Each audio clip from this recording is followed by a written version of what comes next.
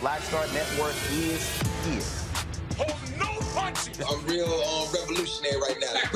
Support this man, Black media. He makes sure that our stories are told. Thank you for being the voice of Black America, Roland. Stay black. I love y'all. All momentum we have now, we have to keep this going. The video looks phenomenal. See, this difference between Black Star Network and Black-owned media and something like CNN. You can't be Black-owned media and be scared. It's time to be smart. Bring your eyeballs home. You dig?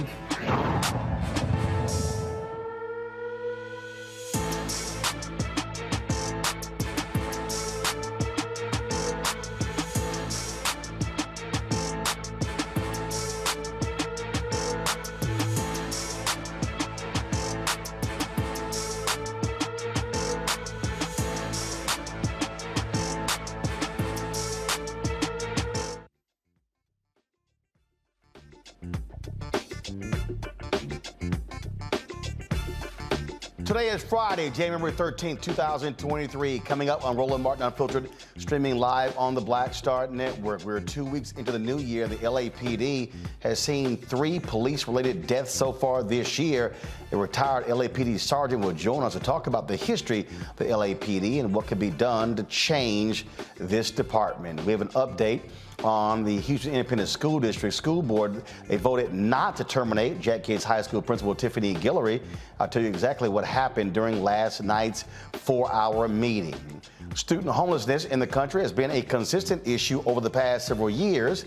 We will speak with the executive director of the nonprofit PushExcel, which is launching an aggressive nationwide initiative to improve the lives of students impacted by COVID. Also, we continue our New You in 2023 with Rodney Lennon. He lost 130 pounds, and he makes it clear, if you want to lose lots of pounds, you got to lift lots of weights. Folks, it's time to bring the funk on Roland Martin Unfiltered on the Black Star Network. Let's go. He's got it. Whatever the mess, he's on it. Whatever it is, he's got the scoop, the fact, the find. And when it breaks, he's right on time, and it's rolling. Best believe he's knowing. Putting it down from sports to news to politics. With entertainment just for kicks, he's rolling. It's on Go Roll, y'all. It's Roland Martin, yeah. Rolling with Roland now. He's funk, he's fresh, he's real, the best, you know he's Roland Martin now.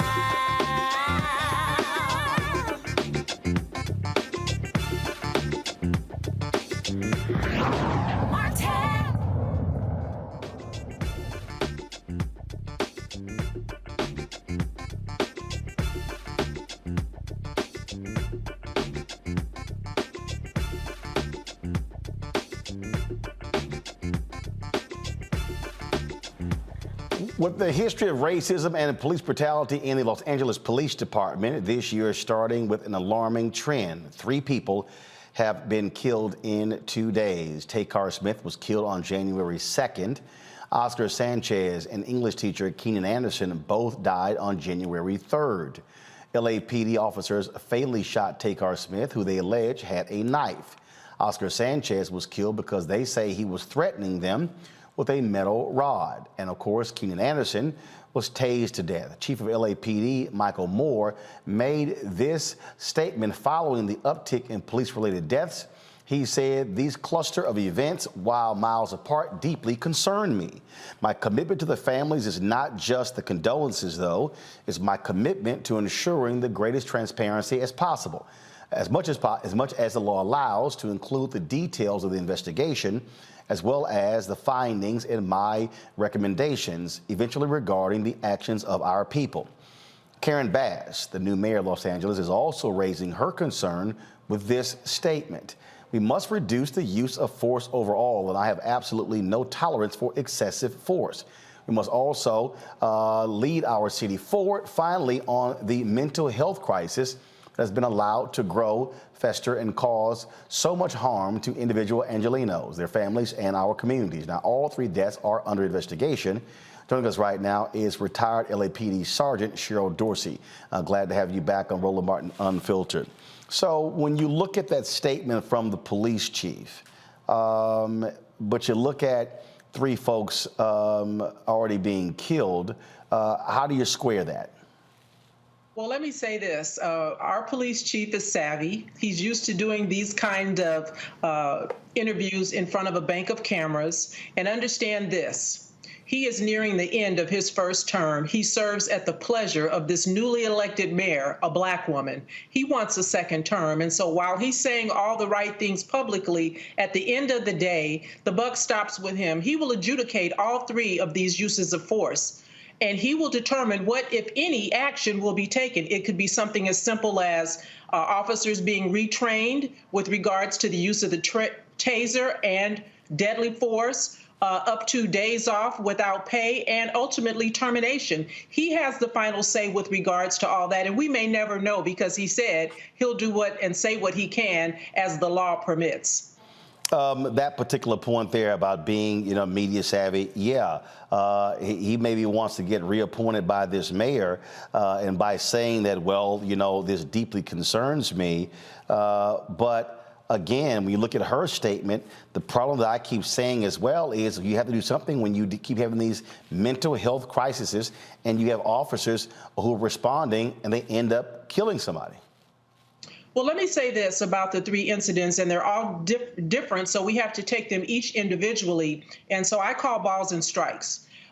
Deadly force is not anything an officer wants to use, but sometimes we have to after we've exhausted all other options and means that are available. And I think in each of these instances, deadly force was used, as we're taught and trained, as a last resort. The problem that I have, however, with the 2 that involve the officers discharging their weapon is the number of rounds that were fired. We're trained and taught to fire 2 rounds in rapid succession and then to reassess whether or not a threat still exists. When the officers did use deadly force, they were confronting armed individuals. And I encourage everybody who gets a chance to listen to me to watch all 3 videos in their entirety. Each is about 30 minutes from varying perspectives of the officer's body cam. What are your thoughts about the young man, the English teacher, who happened to be the cousin of Patrisse Cullors, the co-founder of Black Lives Matter? There are some who said, well, look, he caused the accident, he was on cocaine, and frankly, he committed suicide by police. Well, listen, he was under the influence of cocaine and marijuana, according to reports. He was involved in a traffic accident and was acting very bizarre. Again, that video, too, is available to be viewed. He was running in and out of traffic while he was coherent enough to say they're trying to George Floyd me. He was also saying, I've been accused of killing CeeLo. They're planting drugs in my car. And so I don't know what actually was going on with this young man.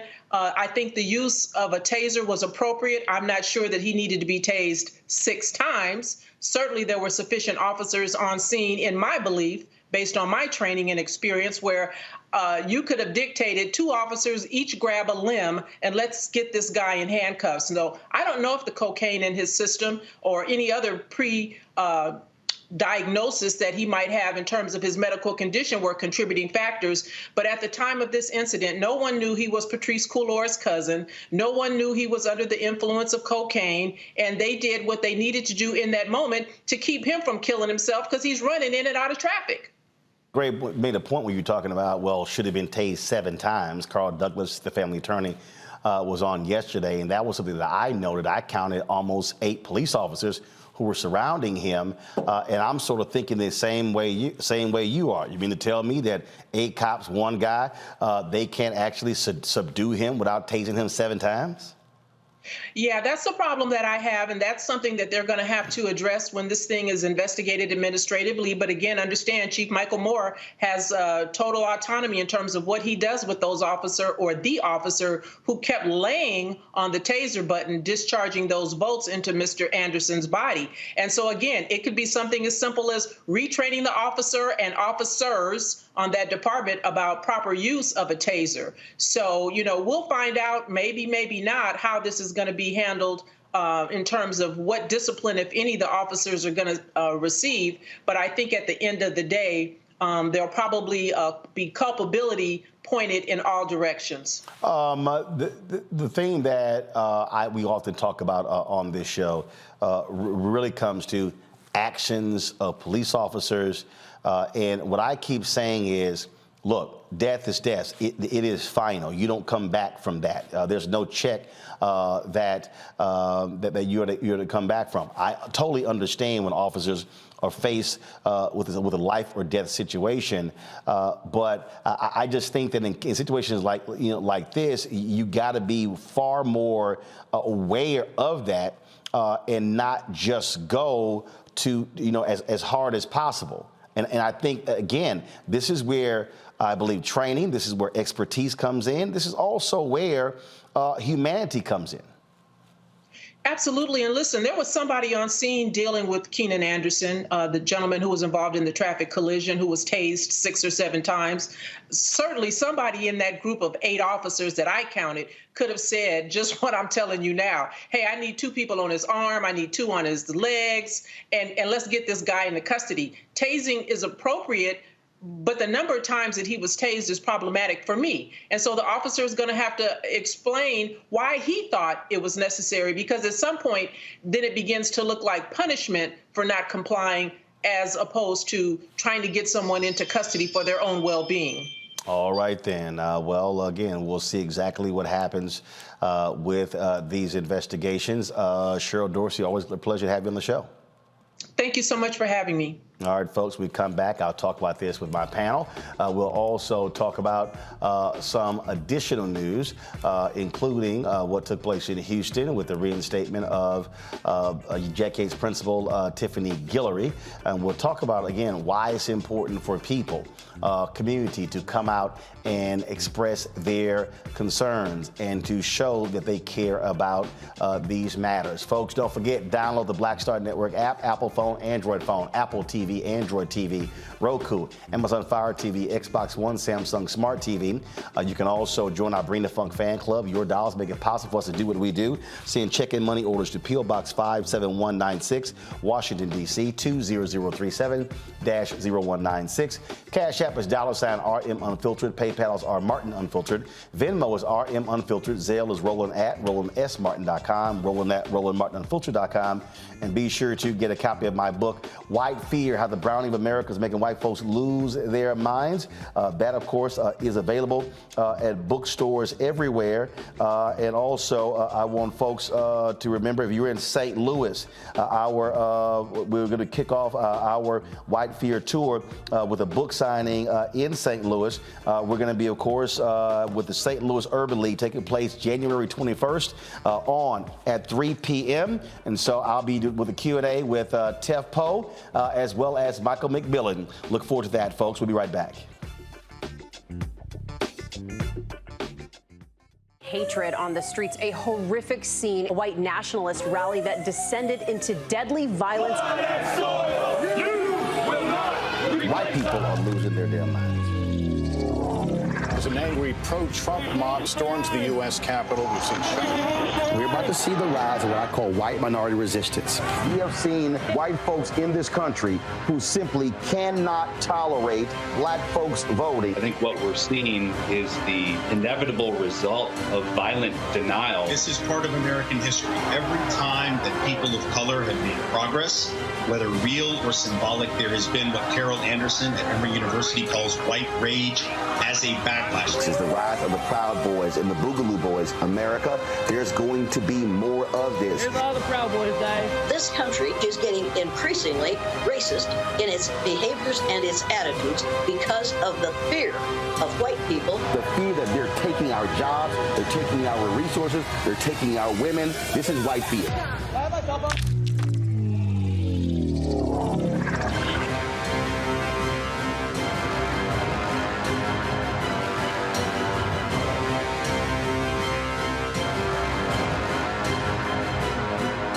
Most people think that these television shows that tell stories about who we are as black men, and then they paint these monolithic portraits of us. They think that they're being painted by white people. And I gotta tell you, there are a whole bunch of black folk that are the creators, the head writers, the directors of all of these shows, and that are still painting us as monoliths. The people don't really want to have this conversation. No, they don't.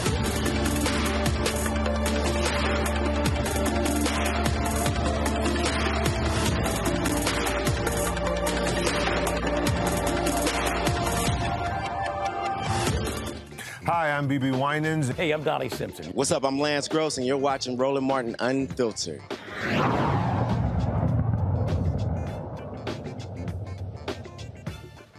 All right, folks. Joining us right now, Killer Bethea, communications strategist, Michael Imhotep, host of the African History Network show, Matt Manning, civil rights attorney. Matt, I'll start with you. We had Samuel Singawe on, and he tracked where in 2022 there were more police killings than ever before. And you see these folks who are quick to make excuses. They're very quick to say, oh, why didn't you comply, things along those lines.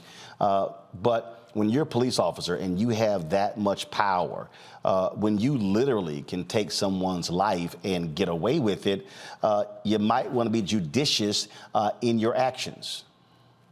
I agree completely. And it's funny that we're talking about this today, because when I get off of your show, I'm filing a lawsuit today where a man was tased 6 times inside an ambulance when he refused treatment after having an accident. 6 times, black man tased. 3 officers holding him down. He was tased 6 times.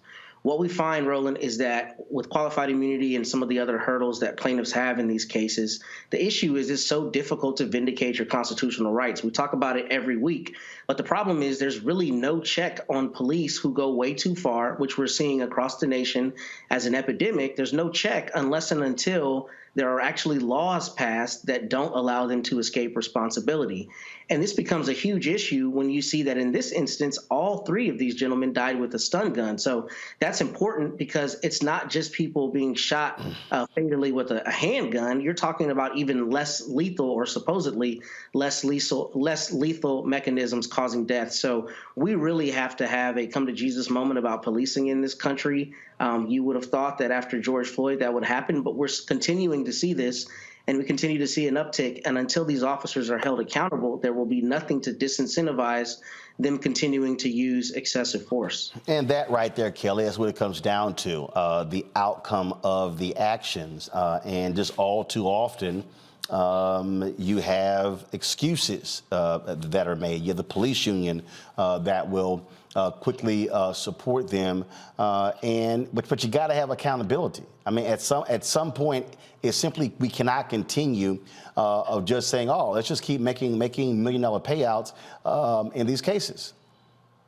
You can't. And frankly, those $1 million payouts are coming from taxpayers and the likes, or other people's pensions. And that's not fair to anybody involved, especially those who were not part of that incident in which, basically an innocent was murdered at the hands of law enforcement. What frustrates me about these cases now, to Matt's point regarding George Floyd, and I think I said this on your show when it happened, I was frustrated. Even though I was elated by the fact that somebody was held accountable for George Floyd's death, it simultaneously frustrated me in that everything had to be absolutely perfect in order for justice to be served on behalf of George Floyd. And in these cases, there's so much gray area like there are in any other case with any other set of facts, that the standard for accountability was raised infinitely higher beyond a reasonable doubt, to the point where it feels like these victims of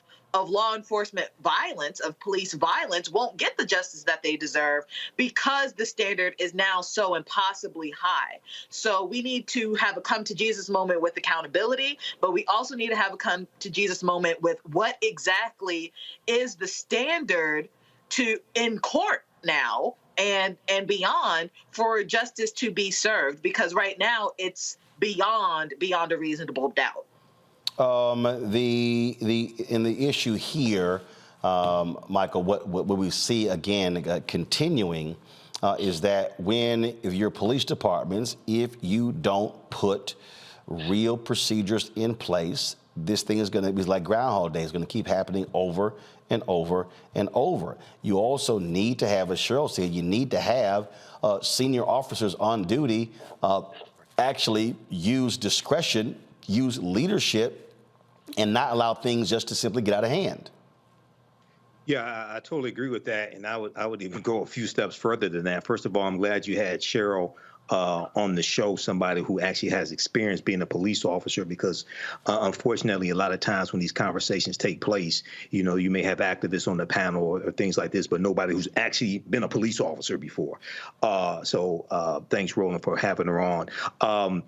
Yes, you have to have accountability. Yes, you have to have policies in place, but to even go a few steps beyond that, you have to have officers who want to abide by the policies, number one, and you have to have those in leadership, sergeants, lieutenants, captains, police chiefs, et cetera, who will hold people accountable to the policies. And some of the coverage surrounding after the death of George Floyd and the Black Lives Matter protests and things like this, and various policies put in place in different cities, I heard people, whether it's activists or even police officers, many times say, we've had different new policies put in place, but they also have to be enforced. So that's the other thing. And one of the things that didn't come up in the conversation here, and I know you're limited on time, is that also we have to put out a clarion call when there are police departments around the country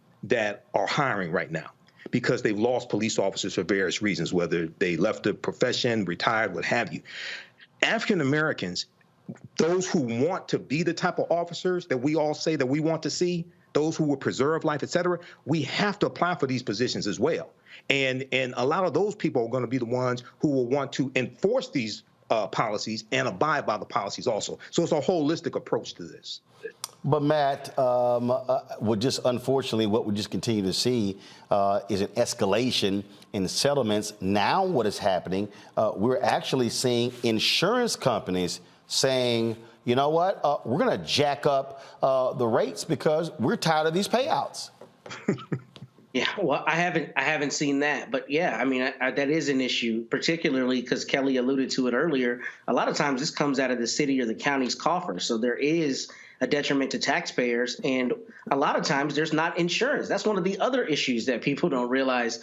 With most professions, if you commit an offense or you make a mistake, even me as an attorney, I have malpractice insurance, right? Officers generally don't have insurance. So one of the problems for plaintiffs is if they sue an officer in his or her individual capacity, there may be a bona fide case and no one from whom to recover.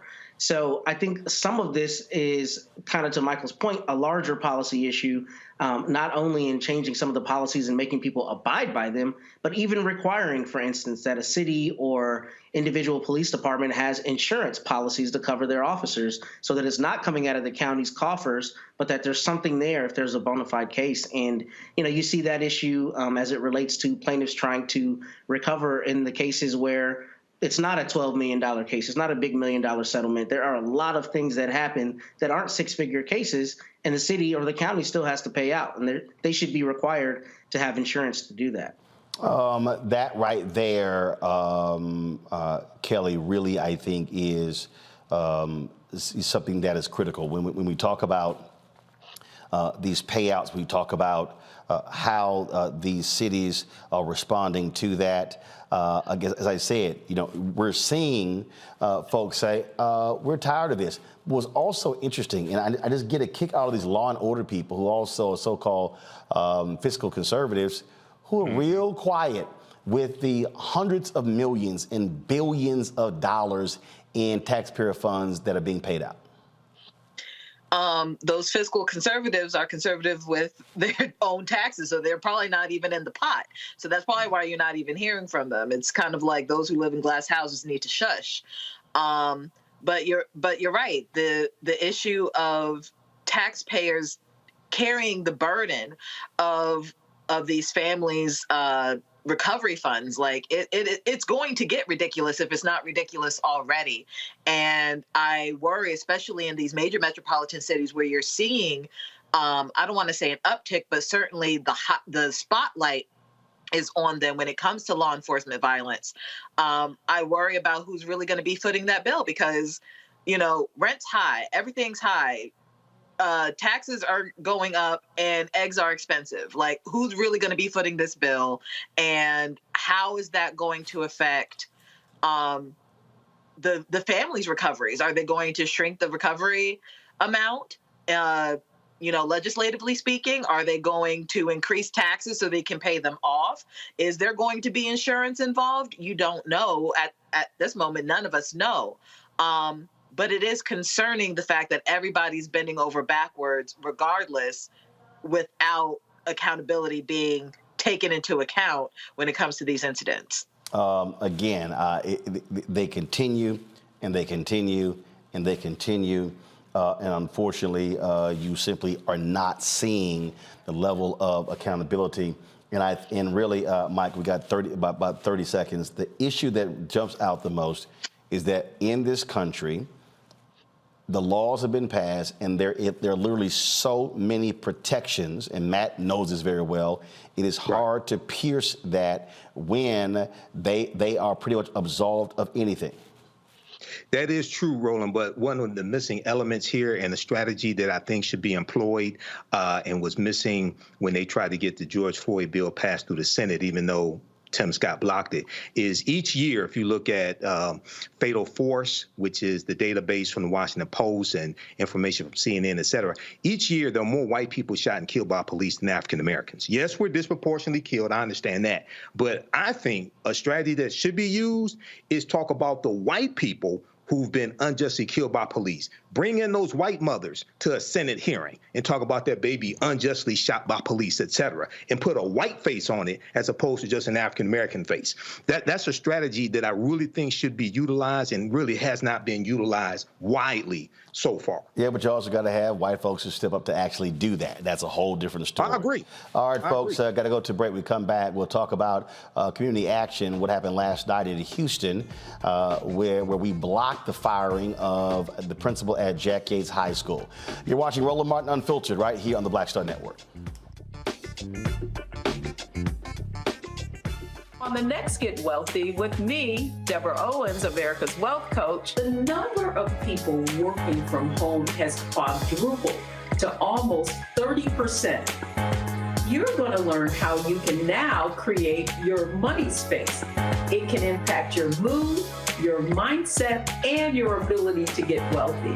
Interior designer Nikki Klug joins us to share exactly what you need to do to create a winning workspace. Make a space that is going to instantly put you in the mindset so that you can be more productive, so that you're organized, so that you're inspired, or you're really focusing in on the task at hand. That's right here on Get Wealthy, only on Black Star Network. Next on the Black Table with me, Greg Carr.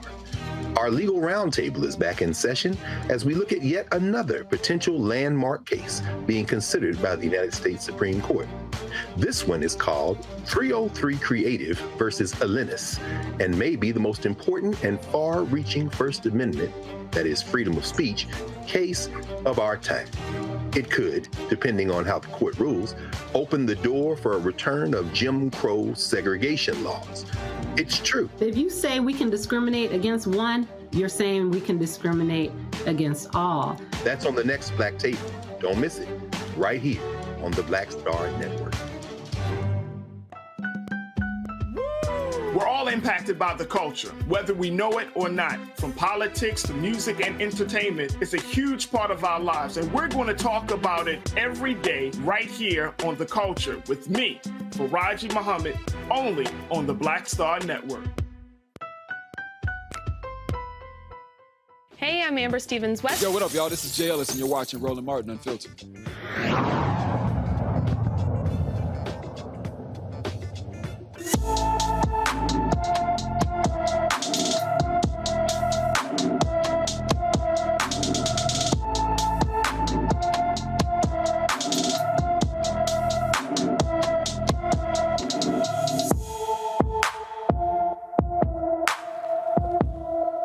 Darian Jones left his Dayton, Ohio home on December 28th, and he has not been seen since. The 16-year-old is 5 feet, 7 inches tall, weighs 130 pounds, with black hair and brown eyes.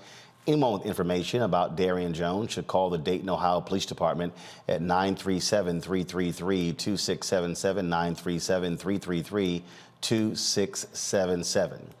Folks, last night, after 4 hours of a school board meeting, the Houston Independent School District voted 6-3 not to fire Tiffany Guillory, the principal at Jack Yates High School. This was the vote. School principal, as discussed in closed session, and authorize the superintendent or his designee to provide notice of the same effective January 13th, 2023. Is there a second?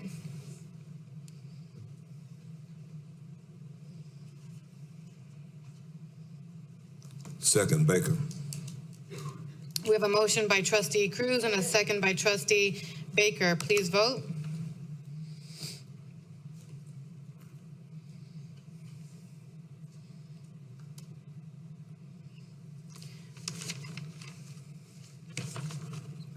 We have 3 in favor, 6 opposed, 0 abstentions.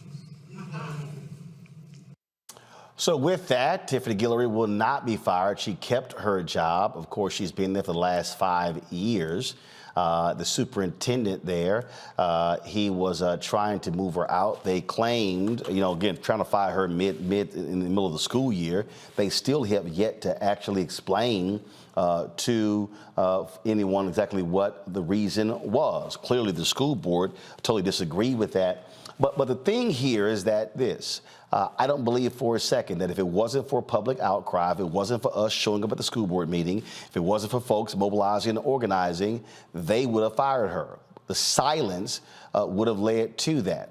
I want to go back to my panel here. And this is the thing here, Kelly, that I continue to say, and I've been saying this for years, so no one can say, oh, now you're saying this right now. No, I've long said that we've got to have folks who understand mobilization and organization, and we've got to be at those board meetings, school board meetings, city council meetings, county commissioners meetings, state legislatures, you name it, expressing our concern.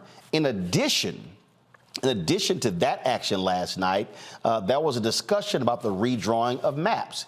And they were talking about how Hispanics in Houston want to use the overall demographics of the city to determine how the districts are drawn, as opposed to the number of citizens and people who are eligible to vote. All of a sudden, you go from almost 60% to 30% there as well. So they were walking through this process, and there were some board members who did not like how the new maps look. I covered City Hall. I remember going to committee meetings, and there are so many things that happen that get passed and people have no idea about. And then it's only when an issue arises and people are upset and angry when we show up. But we're being impacted daily, and unfortunately, you don't even have news media these days where you have reporters who are assigned. So stuff happens, and frankly, people have no idea. We've got to make this a practice of going to these places and making sure our voices are heard. Absolutely.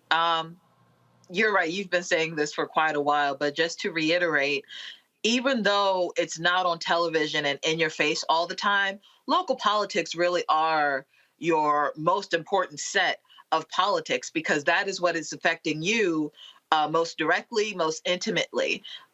Just because, President Biden is on TV all the time, not saying that he's not important. Your vote for president, your vote for Senate is just as important, because federalism and, this is how our government works. But when it comes to local politics, if you're not involved in those, that's when the silent heartaches and heartbreaks happen in your politics. That's how your teachers don't get paid. That's how your roads don't get paved. That's how, home taxes go up and things like that. You not voting for the things that are affecting you most directly because you don't see it in the media as often, that is what's going to be most detrimental to our democracy, you not paying attention to local politics. So you're absolutely right. Get into those board meetings, those hearings, those commission hearings, those, in D.C., your Ward 5 meetings, things like that,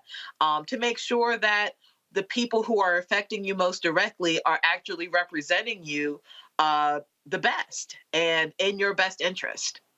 Oh, the thing for me here, Matt, that just sort of just drives me crazy. And look, I threatened last night. I told them point blank, you make this move, I will pull every dollar that I've given to the school and you will not get future donations. And somebody said, they were like, man, and then of course, I also said, I will have my cameras here and I will happily report on y'all every damn week. Now, why is that important? It's called, if they have the power, okay, they're the school board. But when you voice, you use your leverage and influence. And this is why I've been saying to fraternities and sororities, we've got to have our organizations, fraternities, sororities, Eastern Star, Prince Hall Mason, all these groups where we're showing up en masse, demanding to know what's going on and speaking up. Otherwise, our community gets screwed. And then after a decision is made, then people go, oh my God, what happened? Easy, because we weren't in the room. Yes, you're exactly right. It's funny, last night we had an event here in Corpus, and Dr. Janella Butler, who used to be the provost at Spelman, said almost verbatim what you did, that it's incumbent on the fraternities and sororities and other organizations to help mobilize and galvanize the community to be there. I don't disagree with that at all, full stop. I think you're 100% right. I do think, though, one thing that happens with government and with politicians is that they leverage the fact that we don't know every single thing that goes on. For instance, in cities, a lot of times decisions are made by a city board, right? Somebody's appointed to a city board, and then the city council just rubber stamps the board's decision. If you don't know the board exists, then you don't know the genesis of that decision. And I think there's a dual responsibility. We as citizens have to be better about finding information, but also the government has a duty, in my opinion, to make that information more accessible. Michael, every week on the show, talks about various things you can find at Congress, and he's not wrong. I mean, those things are there to be found, but sometimes they're very difficult to find. And I think government has a duty to make it clearer what's going on. I don't know that we can ever have direct referendums, but, you know, we're at a point now with the advent of technology where it's really not hard to apprise the people who are in your district as to everything that's going on. Choosing not to do so, I think, is choosing to leverage the reality that people don't always know what's happening, and therefore you get to promulgate rules and policies that sometimes keep the power dynamic in place and or, you know, hurt the people unbeknownst to them. But part of the thing here, Michael, the reason people don't know like we used to, again, is because we've seen the wholesale destruction of local media. As a matter of fact, when I was at the Fort Worth Star-Telegram, there were two of us. Who were City Hall reporters. You go places now, you don't even have one reporter. Basically, no one is now covering. No one is covering school districts. No one is out here. Doing those things. And so the citizens really don't know what the hell is going on because you don't have coverage. It's not there anymore. Local media has been decimated.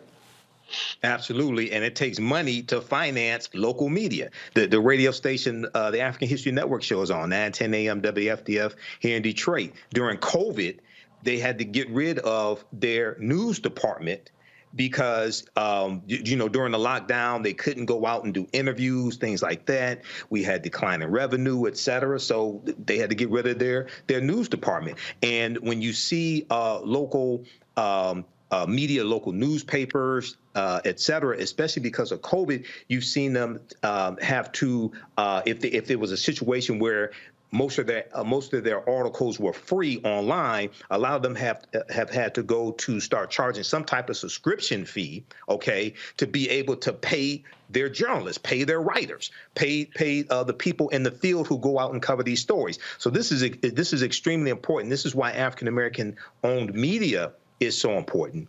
And what would happen at the vote for Tiffany Guillory, this is understanding politics beyond just voting.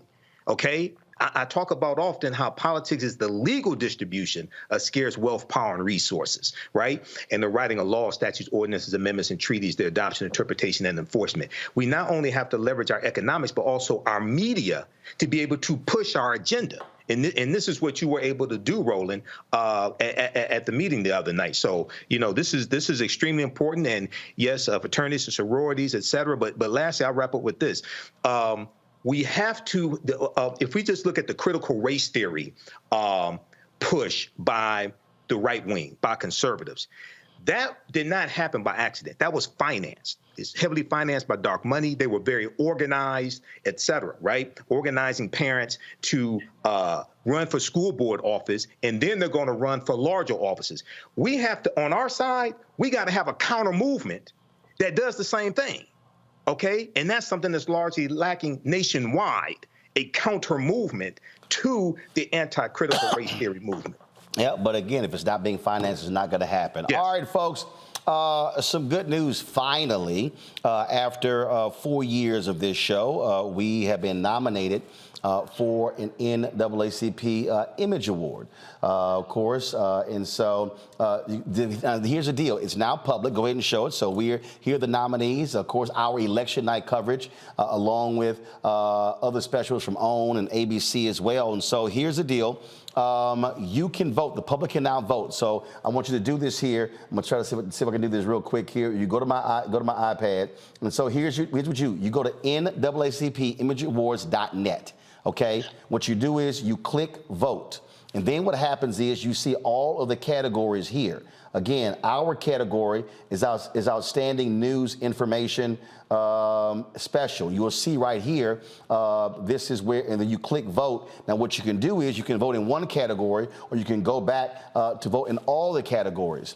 And then once you're done, you can only vote via one email, just one email. And keep in mind, the deadline is February 10th at 9 p.m. Eastern. So I want all of our folks to vote for Roland Martin Unfiltered to win the Image Award for this category, Outstanding News Information Series or Special. Go to NAACPImageAwards.net to cast your ballot. All right? You're watching Roland Martin Unfiltered on the Black Star Network.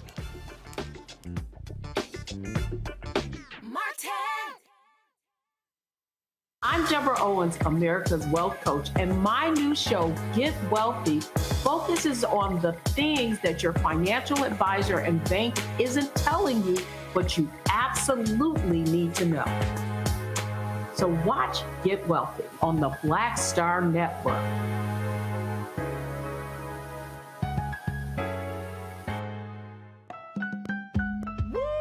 We're all impacted by the culture, whether we know it or not. From politics to music and entertainment, it's a huge part of our lives, and we're going to talk about it every day right here on The Culture with me, Faraji Muhammad, only on the Black Star Network. Pull up a chair, take your seat at the Black Table with me, Dr. Greg Carr, here on the Black Star Network. Every week, we'll take a deeper dive into the world we're living in. Join the conversation only on the Black Star Network. Hi, I'm Dr. Jackie Hood Martin, and I have a question for you. Ever feel as if your life is teetering and the weight and pressure of the world is consistently on your shoulders? Well, let me tell you, living a balanced life isn't easy. Join me each Tuesday on Black Star Network for A Balanced Life with Dr. Jackie. We'll laugh together, cry together, pull ourselves together, and cheer each other on. So join me for new shows each Tuesday on Black Star Network, A Balanced Life with Dr. Jackie.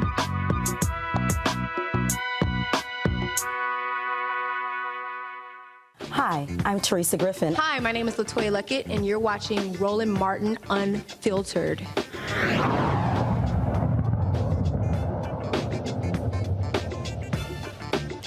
All right, folks, a D.C. family is demanding action in the death of 13-year-old Karan Blake.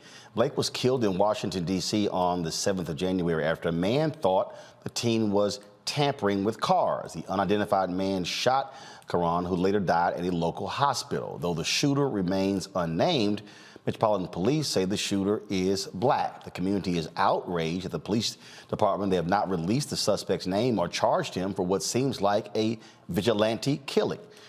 During Tuesday's city council meeting, Blake's grandfather, Sean Long, said this about the lack of action. I didn't know you could get a gun permit and shoot someone for messing with the car. I'm black. If I were to kill a white boy in that street, they would have put me in jail. The police department's homicide branch is currently working with the U.S. Attorney's Office to determine if potential criminal charges will be filed. Matt, this is a strange story because You're basing it just what on the testimony of this man saying, oh, he looked like he was tampering with cars, and he hasn't been arrested. This is people like, what the hell's going on? And I think they're justified in wondering that. I mean, this is pretty strange, particularly when you have a fatality, for someone not to be taken into custody if they've given the police a version of events that seems questionable, right? Or seems like the police cannot corroborate. I will tell you, sometimes the effect of particular state law can affect this. For instance, in Texas, you can use deadly force to protect property. I mean, that sounds absurd, but that's the law here, right? So I've actually seen cases before where someone was not prosecuted because they confronted someone who was breaking into a car at night and they shot him. That actually happened a few years ago here with a DPS trooper. So it depends on the law. I don't know how it works in D.C., but the larger principle is— Now remember, because the issue with D.C. is that the U.S. Attorney's Office prosecutes. So you got a different sort of thing happening here. Right, but D.C. is obviously a federal district. There's federal law that applies, but D.C. has local laws that are prosecuted by a federal, the federal authorities, right? So the U.S. Attorney's Office there prosecutes local crimes. Every crime there is not a federal crime the same way it would be a federal court in Texas. But in any event, what I'm getting at is it's just strange that when you have somebody who has attested to shooting and killing someone, particularly where it doesn't sound like it's been released that he was in any way threatened with force, that's pretty uncommon for someone to not be arrested. And I think the citizens are justified in wondering what's going on and expecting transparency. However, I would also say that I do think, people need to let the investigation run its course to an extent, because there may be some evidence there that they're unaware of that justifies this for some reason in the police's eyes. But I don't see that based on the basic story if someone was allegedly tampering with cars and was shot and killed for that, unless state law, or rather D.C. law, expressly allows that. That to me seems to be a per se reason for an arrest. Absolutely. And so if somebody is, again, you're saying tampering with cars, but was it actually happening? And then to shoot to kill. And so residents rightfully are outraged, Kelly. This actually really hits close to home. Quite literally, I live maybe 3 minutes away from where this occurred. So it is conflicting emotions in that I get the local news in DC, right? And there's been an uptick in crime regarding youth, carjacking, assaults, and the like. And then you have this uptick in gentrification where people who aren't necessarily from the DMV at all are moving into areas that were and still are predominantly Black, and taking that gentrification culture into these Black spaces. So how do you reconcile that? You need to hold the person accountable who shot this young boy, because that's who he is. I hear a lot of young man and this, that, and like, he's 13. He's a child. He's a young boy. And he died virtually for no reason, because no one should be dying over a car, period. I don't care who you are. But also, like your lower third says, word on the street is that the alleged assailant is a DC government employee, one who is not necessarily an entry level or associate employee. So that the politics involved here are dicey, and it casts a huge cloud over this case, in that had it been anybody else, this person who allegedly killed this boy would be in jail right now. And the fact that that has not happened is putting a huge taint on this newly elected incumbent mayor.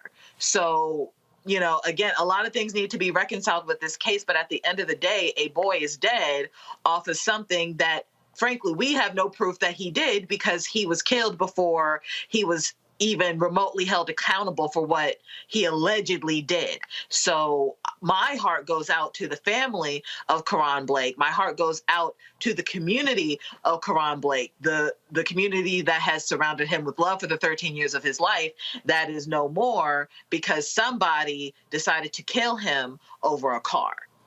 And what we're dealing with a lot of people who are upset, Michael, people who are angry with crime in different places around the country. But to Kelly's point, it's when you have somebody's dead and you kill someone over a car. But as Michael said, as Matt said, depending upon what the state law is, it's also allowed. Right. Yeah, because when we were first talking about state law, Texas first came to mind because there was I heard a case a few years ago where, as long as my understanding, if the car is on your property, you can use lethal force. Yes. To somebody's trying to break into your car. Yes. It doesn't matter if they're trying to get the moment they set foot on your property. Yes, you can use lethal force. Yes. Yes.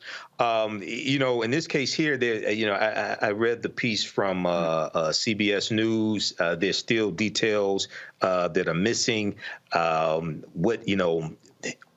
What prompted the person who shot and killed Karan Blake?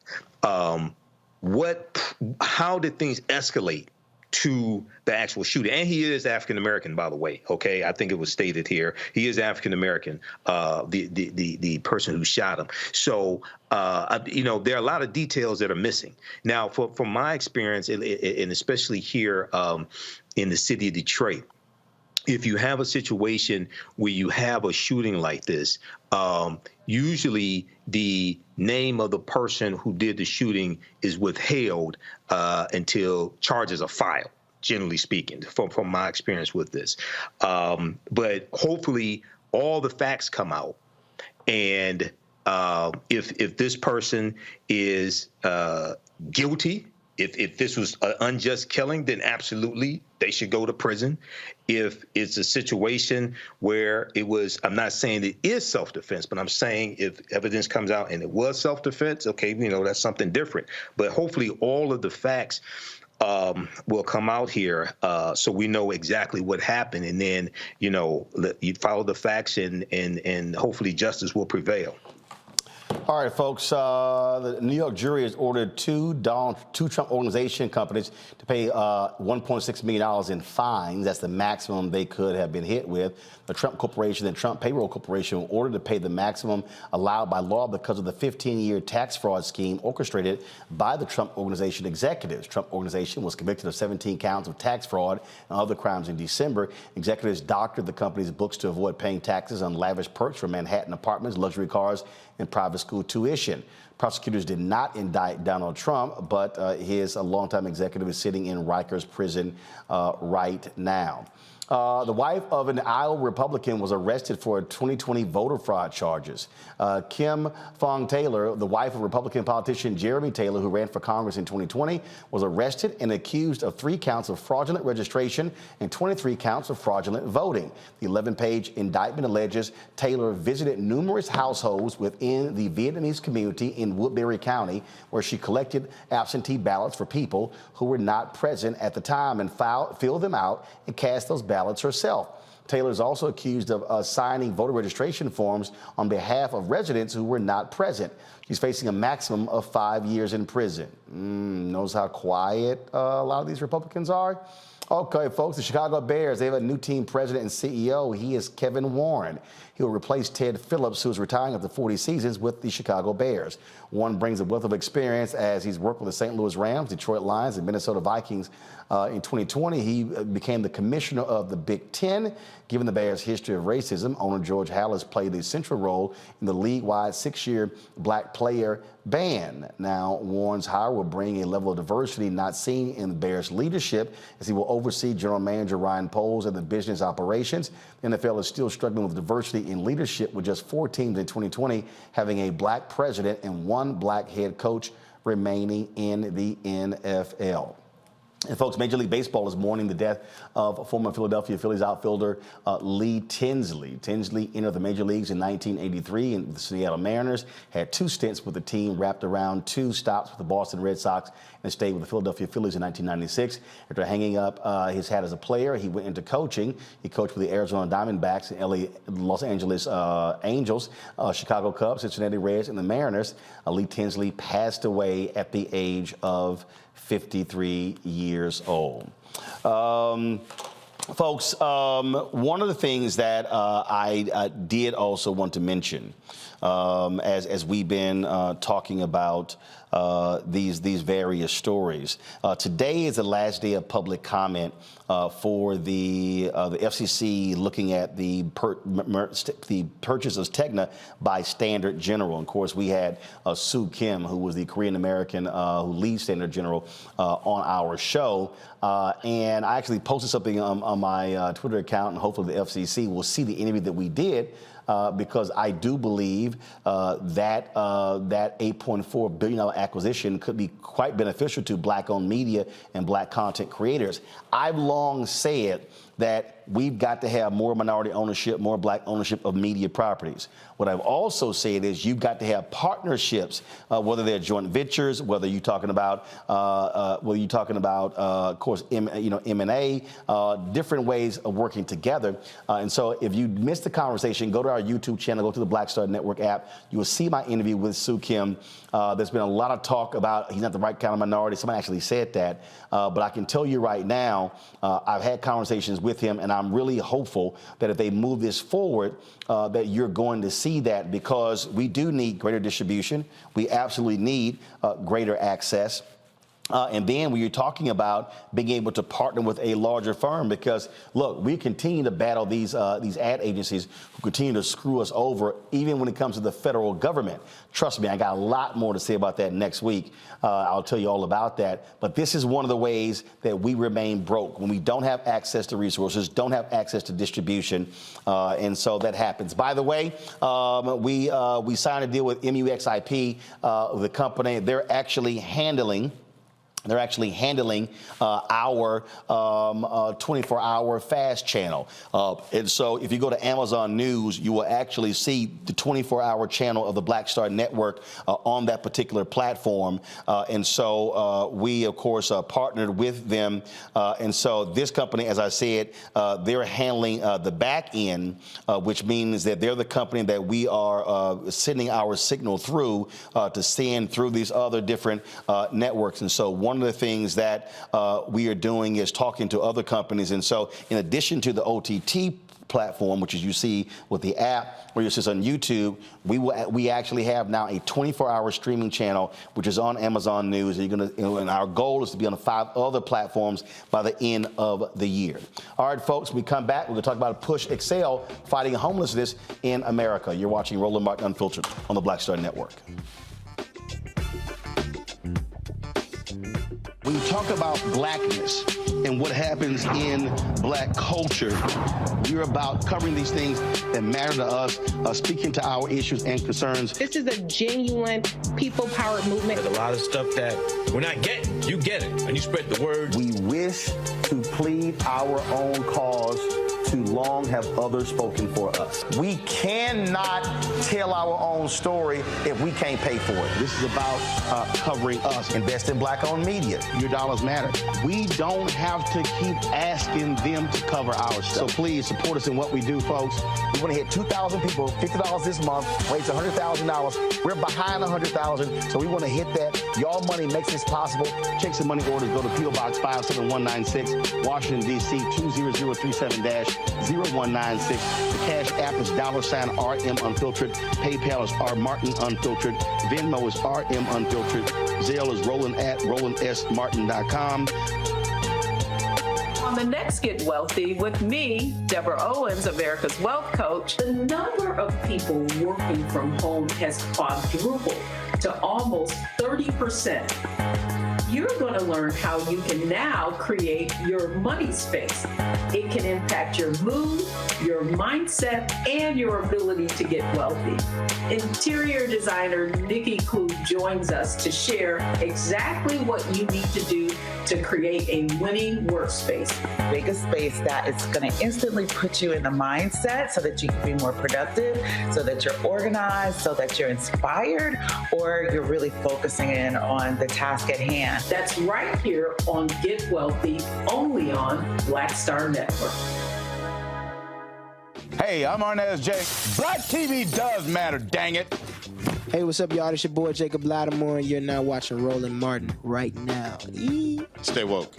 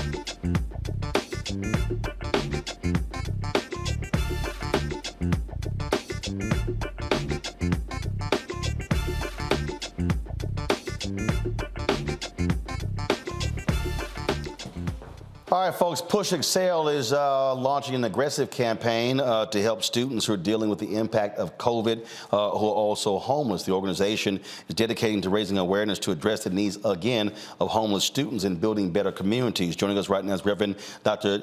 Jeanette Wilson. She is the PushExcel's Executive Director. Glad to see you, Jeanette. So tell us about this initiative. First of all, how extensive is the problem? The problem is widespread all across America, both in urban and rural communities. We have discovered that there's a large homeless student population that we just kind of ignore. And I think in 2 years ago, they decided to require the superintendents and principals to document homeless students in public schools. I talked to a school here in Chicago. 20% of the students are homeless. How can we expect them to learn? How can we expect them to do homework when they have no home? They are unhoused. That's the latest term. Also, you have students who are in college who are homeless. So when we go to winter break, spring break, where do they go? What happens to the meals that free and reduced lunches that they had in elementary and high school, or food that they had on the campuses when they were in college? They don't have it.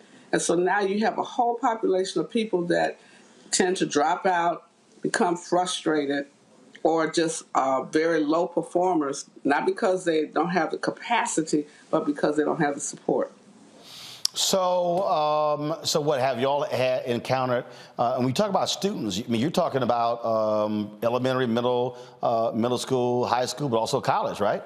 Yes, sir. And so the thing is, our breakfast is designed to raise scholarship dollars and fund programs after school and on Saturday. But when children have no place to call home, no safe place to live, we are creating a problem. And this became very evident in COVID, because when you close the schools to keep them from getting COVID, you say work from home. How can I work when I have no home? There's no electricity, there's no shelter for me, nor do I have the capacity as a child to do anything about it. Homelessness is not something I caused. I was born into the situation, and I have no capacity to change it. And then I look at other children and I feel like I must be invisible because I'm homeless. We provide for children who are juvenile delinquents. They get 3 meals a day and a place to stay. We do not provide for children who are homeless and have not presented a problem to the school system. We are presenting a problem to them because we're ignoring their homelessness. We've been dealing with, we've been talking about this here, what we've been seeing across the country, frankly, of college students having housing issues at various universities because they are, overbooked. But the thing that also, again, jumps out at me is that when we talk about, again, this issue, how pervasive it is. And so you talk about, we keep, again, I was just, last night I was at the Houston Independent School District, and I had some white conservative radio talk show host who tried to be critical of us getting Tiffany Guillory her job back. And he was like, oh, well, look at these scores, and so she was running an awful school. Having no clue about the economic conditions of the students in that particular neighborhood. People don't realize the number of kids who literally come to school every day starving, who come to school and have not taken a bath or changed clothes, or, we can go on and on and on. Right. And so, and what COVID also did was it exposed so much of that, because when they couldn't go to schools, they couldn't get meals. They couldn't get meals. And think about this. Most shelters are not family shelters. So if I'm a mother with 2 or 3 minor children, I have a difficult time even going to a shelter at night with my children. One shelter, I visited shelters all night one night, one of the coldest winters. And we saw children with their hands pressed against the glass because they were in a room with other children they did not know, but they were homeless also. Parents in another location, women one place, men another place. We're treating these children like they've done something wrong. As you look at migrants at the border, we have the same situation inside our borders with homeless, unhoused children. And it's not fair to the children. We must be better than that. And so I'm suggesting that pastors, they should visit the schools closest to their churches or faith institutions, find out the homeless population, and then begin to see how you can help address it. At my church, as an example, we're going to start a dinner program. Children should not leave school having had the 2 meals that the school may provide and then go to a place with no food. At least we can do that. So first of all, with this initiative, is there a certain amount of money you're trying to raise? No, first I'm just trying to raise consciousness. That's why I'm glad to be on your show, because you're a man of faith. The Reverend Roland Martin, most people don't know. No, that's my wife. I'm bootleg. She got papers. Bootlegging, but you got a book. She got papers. You got papers, but you got the heart for it. And so first we need to raise the consciousness. We talk about homeless in very detached terms. It is very personal with students. They didn't ask for it. They didn't do anything to deserve it. We must do something about it. If I can house a juvenile delinquent and give them 3 meals a day, a warm place to stay, cool in the summertime, warm in the winter, and a uniform, I can do the same thing for students whose parents cause them to be homeless. Similarly, colleges and universities must address the homeless student population. You can't just shut these dorms down, close the school down, say it's winter break, spring break. You go somewhere. Go where? And it's incumbent upon the corporate community. It's incumbent upon the school community, the cities. We have vacant buildings in our cities. Open them up, convert them to homeless condos for students. Questions from our panel. I'll start with you, Kelly. Sure. With this initiative, obviously, across the country, this is an issue. Are there other cities that you are focusing on? Are there cities that have reached out and are interested in partnering? What is the process with that? Well, I follow the Dr. King's model of nonviolence. First, we have to do some research to find out the homeless student population in in regions of the country on the East Coast, West Coast, which we know is just an alarming rate of homelessness, the North and the Midwest and the South. And then there is an act that says that schools are supposed to monitor and document the number of homeless students. I don't know that they're doing that. Every state, every city, every county. And then secondly, we must convene our elected officials. The heads of these county boards of elected officials, city council members, need to be looking at homelessness in their wards, their legislative districts, and then we must reallocate resources to provide for it. Next up, Michael. All right, Reverend Dr. Jeanette Wilson, thanks for coming on and sharing this information with us. And looking at some of your information on your website, Push for Excellence was co-founded by Reverend Jesse Jackson in 1975. And then also your, I think it's your chairperson is Judge Greg Mathis. Can you talk some about the history of PushExcel, why it was founded in 1975, and some of your, beyond the breakfast, some of your accomplishments over the years? Well, it was started by Reverend Jackson and a number of educators, Dr. Alma Martis, Dr. Mary Frances Berry, who was Civil Rights Commission for Education, Dr. Alvin Poussaint, noted psychiatrist, because it seemed that so many African-American students were not motivated to excel based on their class, based on segregation and other factors. Students just did not seem to be pushing for excellence. So Reverend Jackson used to visit high schools all across the country, and he would have the students say, I am somebody, I may be poor, blah, blah, blah, blah. And then he began to ask students, why aren't you getting A's, and why aren't you studying 3 nights a week? Why don't you turn off the television? And they just didn't have the motivation. There was no parent-teacher collaboration where parents expected their children to go to school and attend every day and to do well like most of our parents did.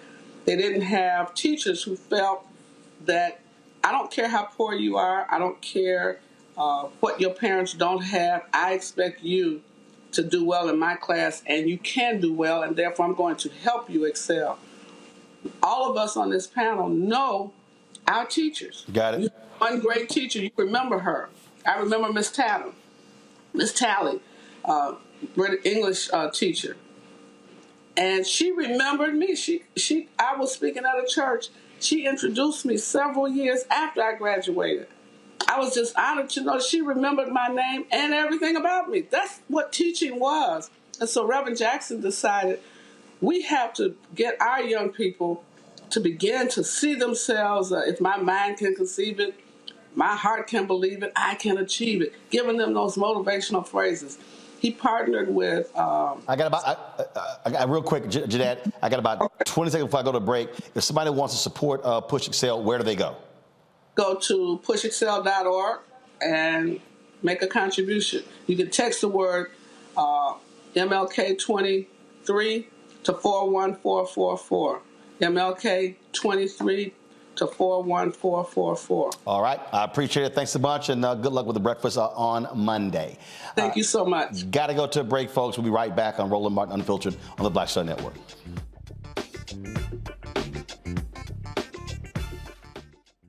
Folks, Black Star Network is here.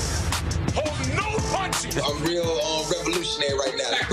Support this man, Black Media. He makes sure that our stories are told. Thank you for being the voice of Black America, Roland. Stay black. I love y'all. All momentum we have now, we have to keep this going. The video looks phenomenal. See, this difference between Black Star Network and Black-owned media and something like CNN. You can't be Black-owned media and be scared. It's time to be smart. Bring your eyeballs home.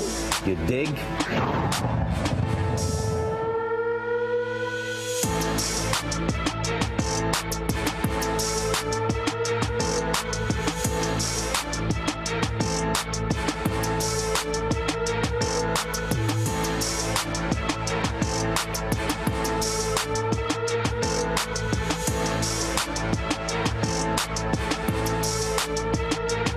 most people think that these television shows that tell stories about who we are as black men, and then they paint these monolithic portraits of us, they think that they're being painted by white people. And I gotta tell you, there are a whole bunch of black folk that are the creators, the head writers, the directors of all of these shows, and that are still painting us as monoliths. The people don't really want to have this conversation. No, they don't.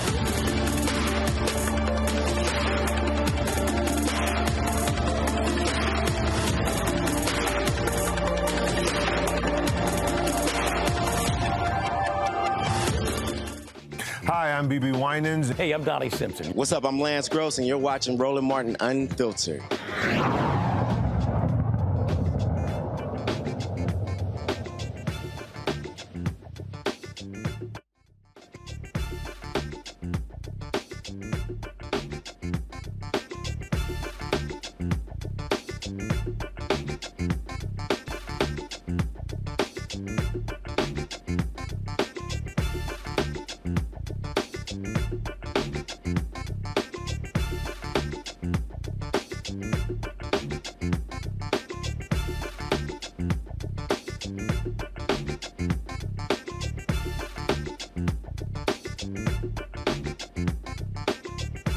All right, how many times have we told you on this show Republicans do not care about black voters, that they also greatly believe in voter suppression?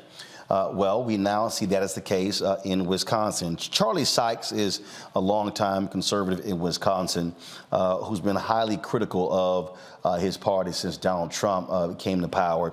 And he posted this item today on his website called Suppressing the Black Vote and Bragging About It. In it, he quotes and this is the quote, this is from a Republican official named Robert Spindell in Wisconsin. He said, quote, "We can be especially proud of the city of Milwaukee, 80.2% Democratic vote, casting 37,000 less votes than cast in the 2018 election, with a major reduction happening in the overwhelming black and Hispanic areas." Now, when you go further down, in here, you will actually see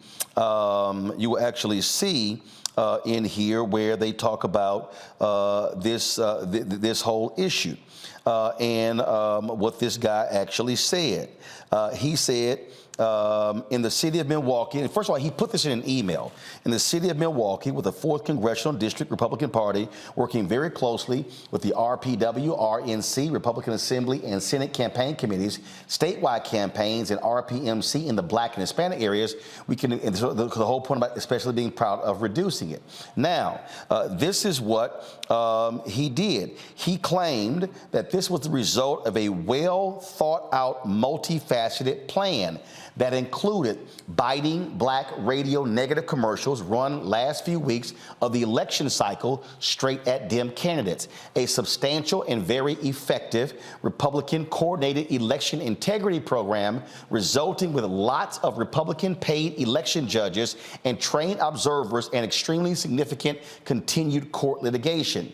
He also said, in a Democratic city or Democrat county where up to 80% of the people are voting for the Democrats, that's a good thing and helped ensure that Senator Johnson got over the goal line. Now, he wrote this in an email when contacted by the Associated Press. He goes, "I will not stand for that. The last thing I want to do is suppress votes."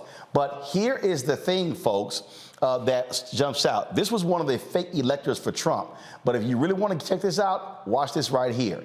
He is a member of the Wisconsin Election Commission, the state body that oversees election integrity in the state. There are 3 Republicans and there are 3 Democrats. This is the thing that I have been saying over and over and over again, that this is the fundamental strategy of the Republican Party, how they have been targeting black voters. And when y'all are watching these people out here who are commenting on stuff and who are, and again, I've been very critical of these black people claiming they super black, demanding tangibles, but telling you not to vote. They are operating as agents with these people here. The work that they are doing is alongside these people here.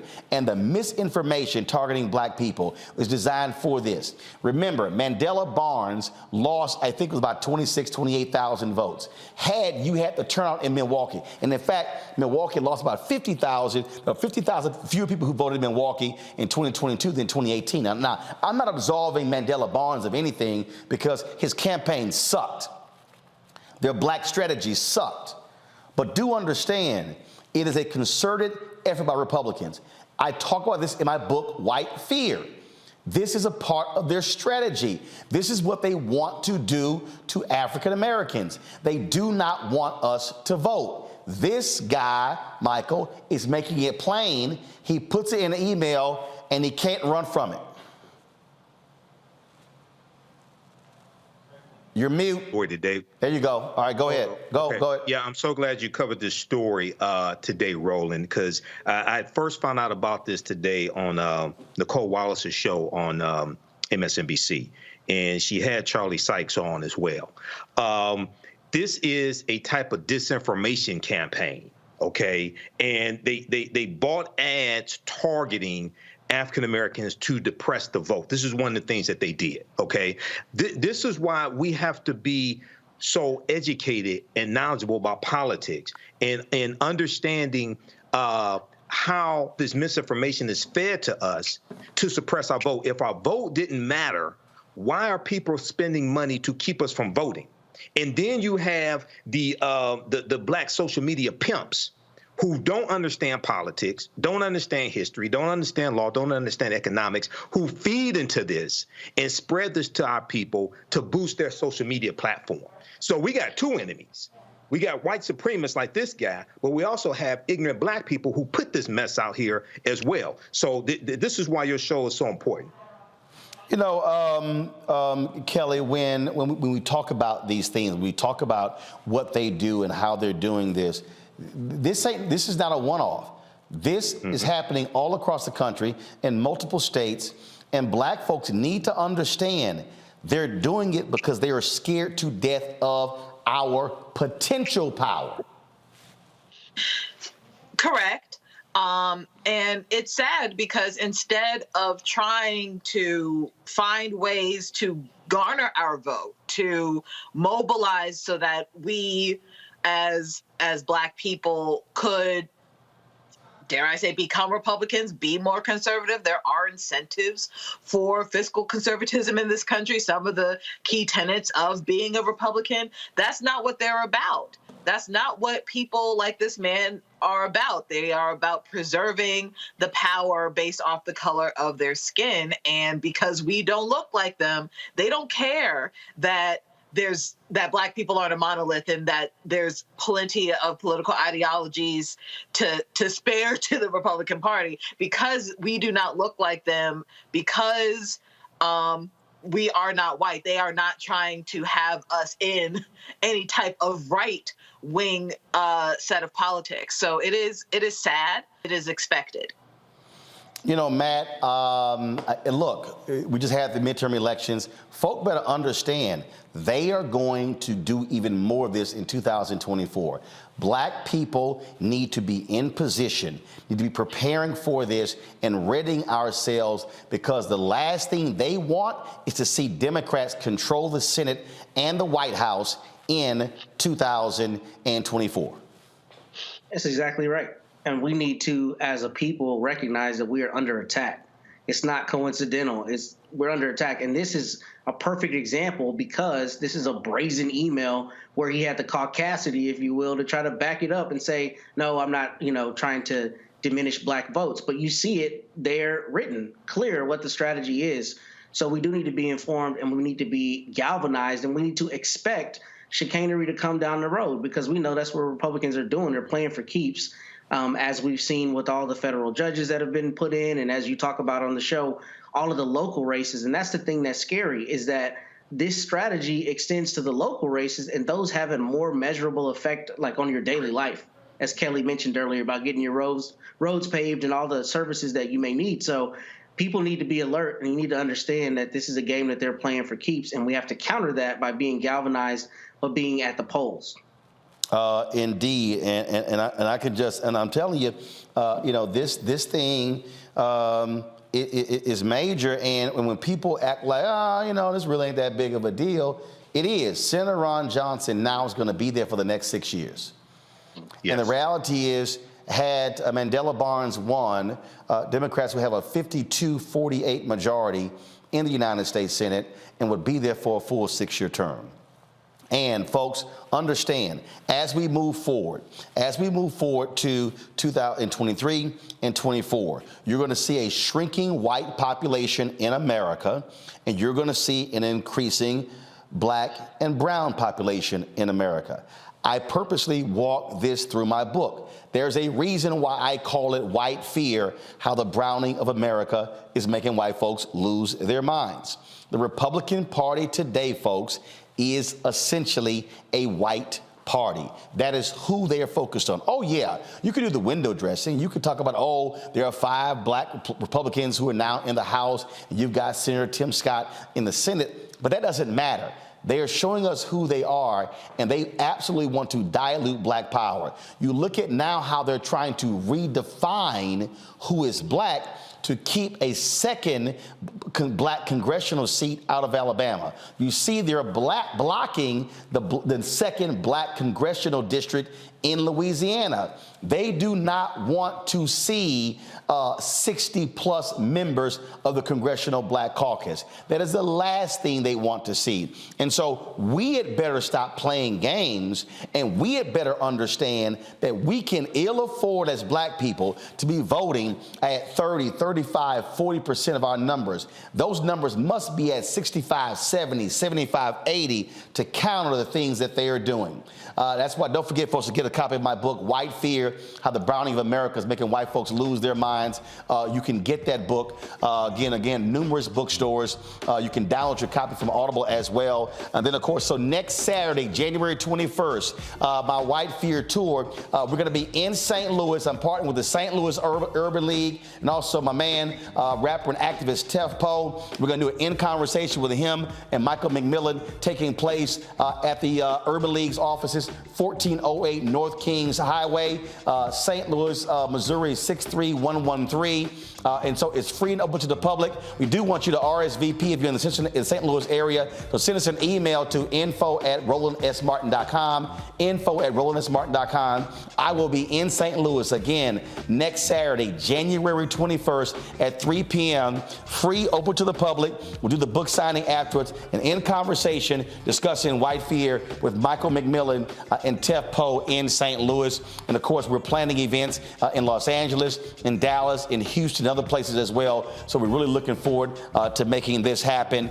Hey, if you're watching on YouTube, I want you to hit the like button, y'all. We should be over 1,000 likes, all right?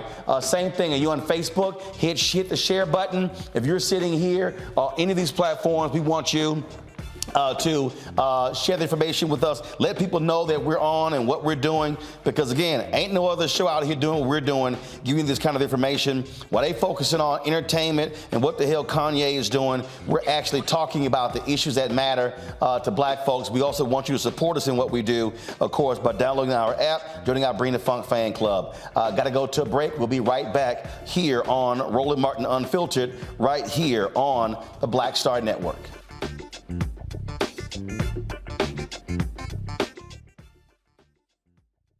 On the streets, a horrific scene, a white nationalist rally that descended into deadly violence. White people are losing their damn minds. as an angry pro-Trump mob storms the U.S. Capitol. We're about to see the rise of what I call white minority resistance. We have seen white folks in this country who simply cannot tolerate black folks voting. I think what we're seeing is the inevitable result of violent denial. This is part of American history. Every time that people of color have made progress, whether real or symbolic, there has been what Carol Anderson at Emory University calls white rage as a backlash. This is the rise of the Proud Boys and the Boogaloo Boys. America, there's going to be more of this. Here's all the Proud Boys, guys. This country is getting increasingly racist in its behaviors and its attitudes because of the fear of white people. The fear that they're taking our jobs, they're taking our resources, they're taking our women. This is white fear.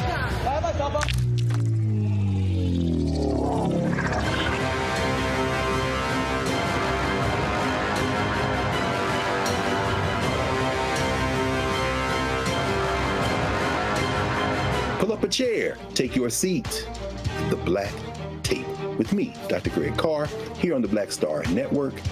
Every week, we'll take a deeper dive into the world we're living in. Join the conversation only on the Black Star Network.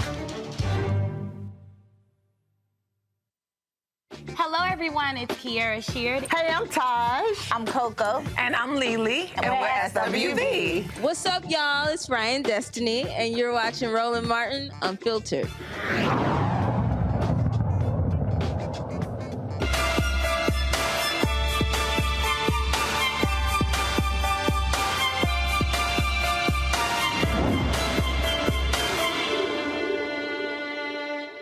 All right, folks, we continue our New You in 2023. We've been featuring a number of fitness experts and dietitians as well, helping you out. We previously had Rodney Lennon on the show. Rodney, of course, lost more than 100 pounds.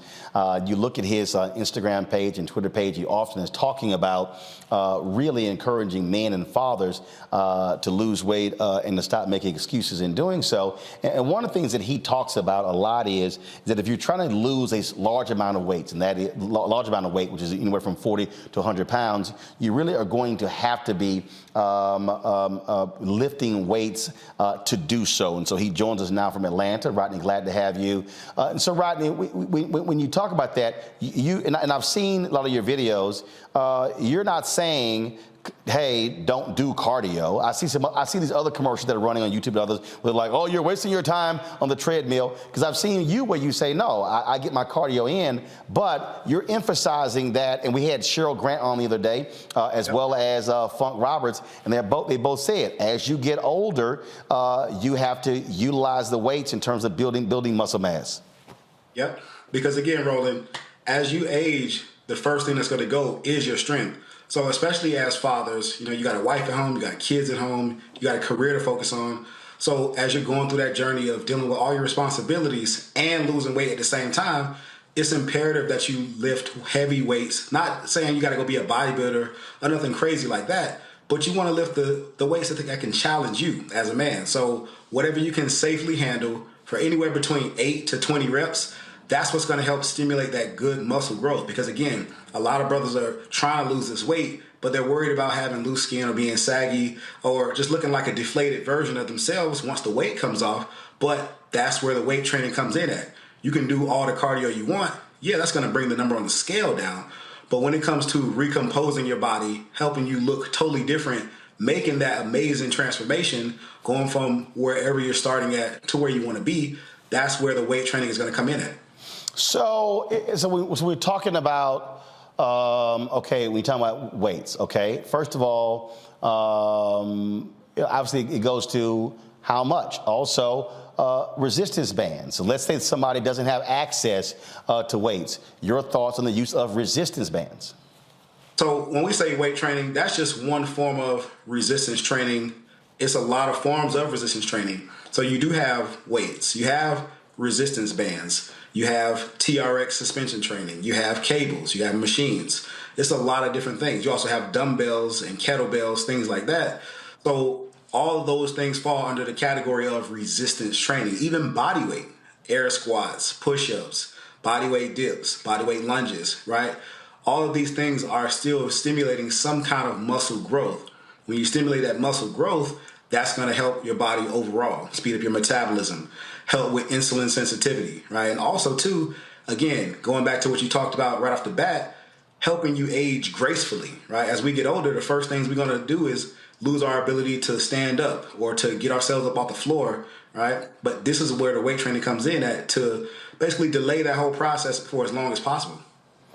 So, how many days a week? Because that's one of the issues there. And then, is it back to back? Do you spread it out? Is it 2 days on, 1 day off? What do you recommend? Me personally, I'm a big advocate for anywhere between 4 to 6 days a week based on how advanced you are. 4 days is a great place for anybody to start. That's just Monday, Tuesday, taking Wednesday off, Thursday, Friday, taking Saturday and Sunday off. But if you're more advanced, you can do 5 days a week. That's Monday through Friday. Or if you're more advanced, like some of my other guys, because a lot of the career focused fathers that I work with, these guys have an athletic background, right? These are the guys who went to college, played ball.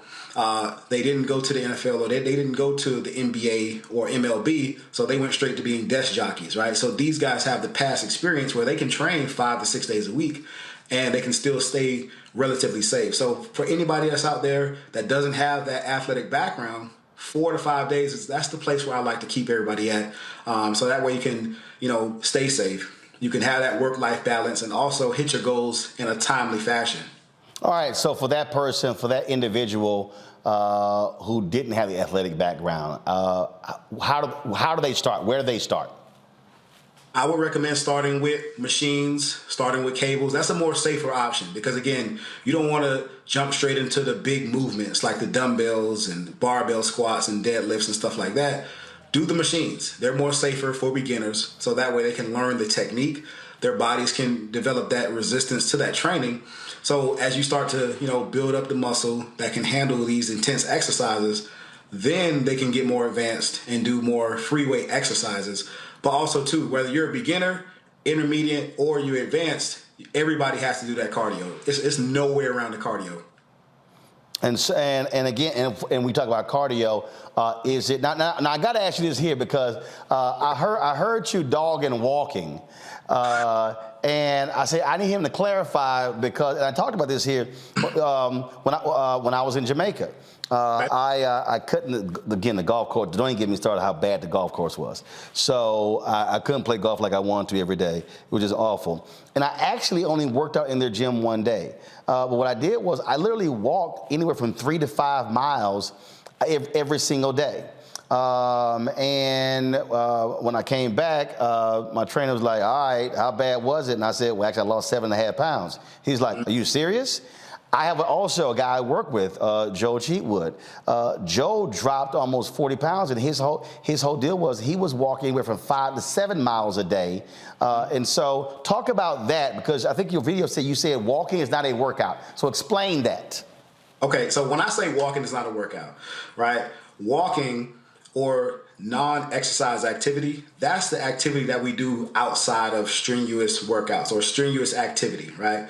So if walking was a workout, right, every trainer in the country would say, hey, listen, you're coming to me at LA Fitness or my private gym for a session. Let's go strap on our shoes and we're going to go for a walk.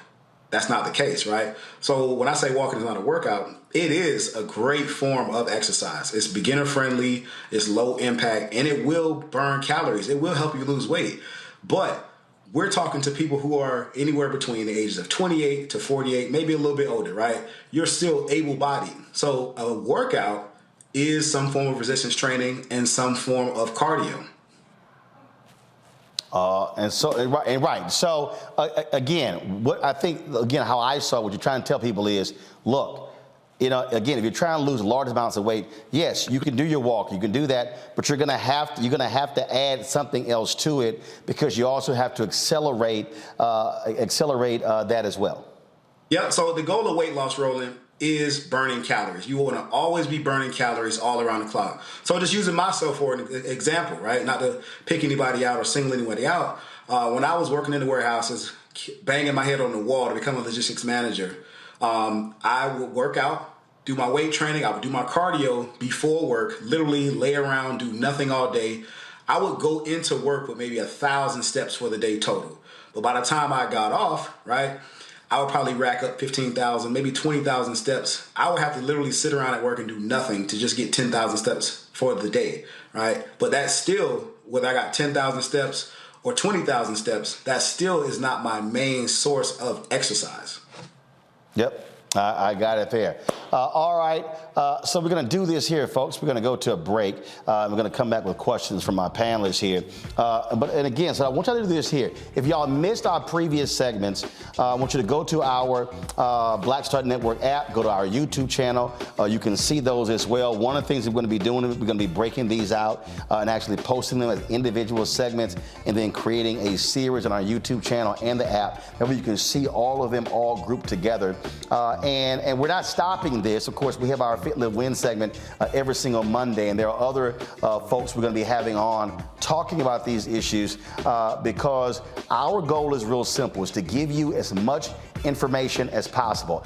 I'm not telling you follow what Rodney says or follow what Terry Stark says or follow what Cheryl Grant says or follow what Funk Roberts says. It's really about what you choose to do and what you're comfortable with, and that's really what our goal and strategy is. And so that's what we're trying to do. And so we want to help you. And the other thing is this here, because like somebody, matter of fact, somebody sent me a text and they said, man, let's do a weight loss challenge. We can do some great content. And I said, no. I said, I'm not interested in that.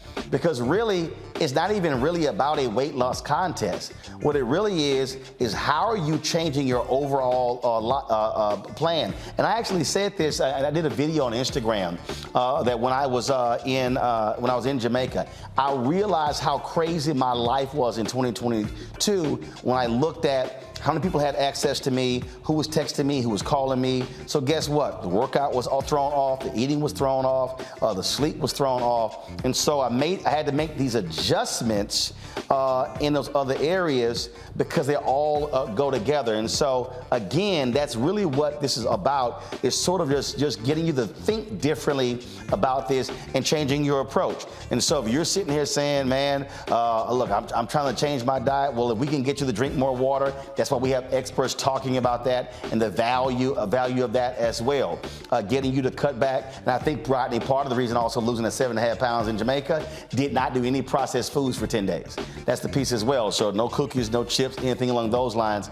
And so we're trying to give you as much information as possible to make you better, to make you healthier, but also just to change how you feel and provide you with more energy. And so that's why we're doing this. All right, folks, YouTube, hit the like button. Facebook, hit the share button. Same thing on the app.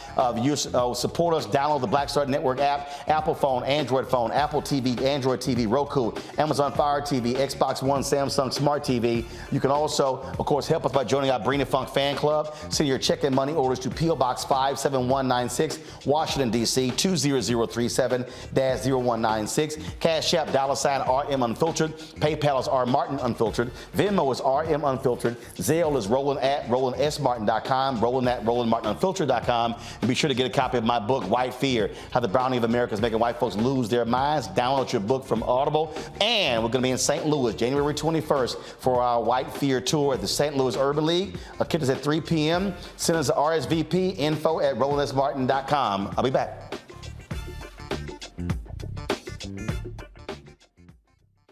Next on the Black Table with me, Greg Carr.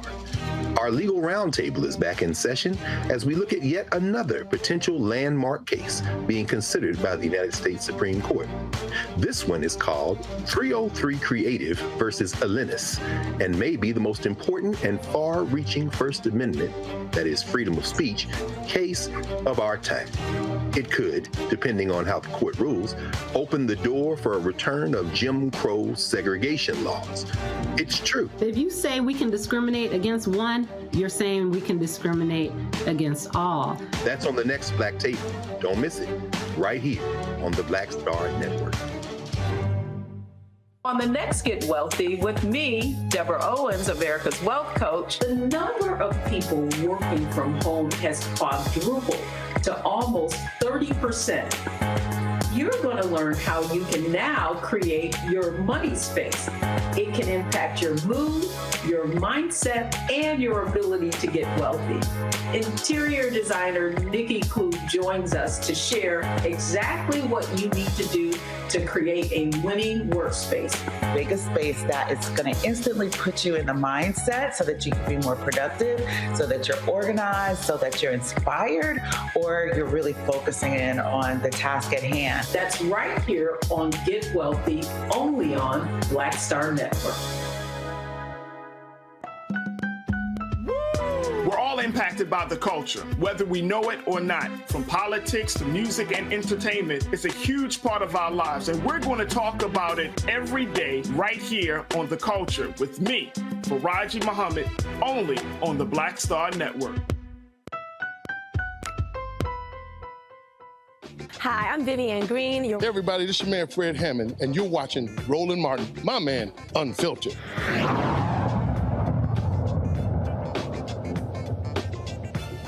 All right, folks, welcome back. Rodney Lennon joined us out of Atlanta. Let's get started with our questions. Matt, you're first. So my question for you, brother, is what is the optimal diet to make sure you build muscle, but also, have the proper nutrients? And as a secondary question, what have you found to be alternatives when you were changing your diet that made changing your diet much easier? Like, what things were you eating in particular? Okay, so the main diet that's going to work the best for you, it's not going to be a fixed diet. It's going to be taking the foods that you already enjoy and putting those into a structured regimen that you can commit to on a day-to-day basis. So the foods you like, if you like steak, if you like shrimp, chicken, fish, right? If you like rice or potatoes and broccoli and asparagus, whatever the foods you enjoy, find the foods that you can stick to day in and day out, and those are the best foods for you to build your daily nutrition around. So one more time, can you walk me back through your last part of the question? Yeah, the second part of the question was what in particular did you find to be alternatives or things that you were able to transition to that you weren't already eating that you found helped you make healthier choices? So for me, I really just looked at the foods that I was eating on a daily basis, and I really just doubled down on those. So for example, when I was at my heaviest, 330 pounds, the foods after I pulled all my bank statements and credit card statements, I discovered that it was only 3 main foods I was eating that was getting me overweight. And that was Mexican food, some kind of Jamaican or island Caribbean food, right? Or I was eating a lot of Asian style foods. So I started incorporating those foods that I enjoy already into my daily nutrition. All right, Matt, that's it? Yeah, that's it. Thank you. All right, Kelly. Sure. I was just looking at your Instagram page, and first and foremost, I love how you focus on Black fathers because they are so necessary. Black men, Black fathers are just so necessary. And I guess my question to you is, on the Black woman side of things, we already have a lot of influencers rather telling us, give yourself grace and be kind to yourself and things like that. I like how on your page you're saying, do the work and, go easy, not necessarily go easy on yourself, but what is some of the language that you use for your clients to basically encourage them to give themselves grace in a world where Black men aren't given that much grace, if any? Well, I just tell them to focus on the journey and not the right now. Because a lot of guys, they can get overwhelmed, they get discouraged, they get beat up by life day in and day out. So I just tell my clients to take it one day at a time, one workout at a time, one meal at a time, and just stay consistent with that. Don't focus on what's going to happen tomorrow, next week. Focus on what you can do today, whether you're a man or a woman, right? Because I have coached women in the past, and it's the same thing. You got to just focus on what you can do today. If you have any slip-ups, if you have a piece of cake or a cookie or a chip, right? It's not the end of the world. You have to analyze, hey, what happened that made me turn to these foods again, analyze the situation and move on from it. Like keep it pushing and then work to make it the next day without doing those same things. All right, Kelly, that's it? Yes, sir. Michael. Awesome. All right, Rodney, thanks for sharing this valuable information with us.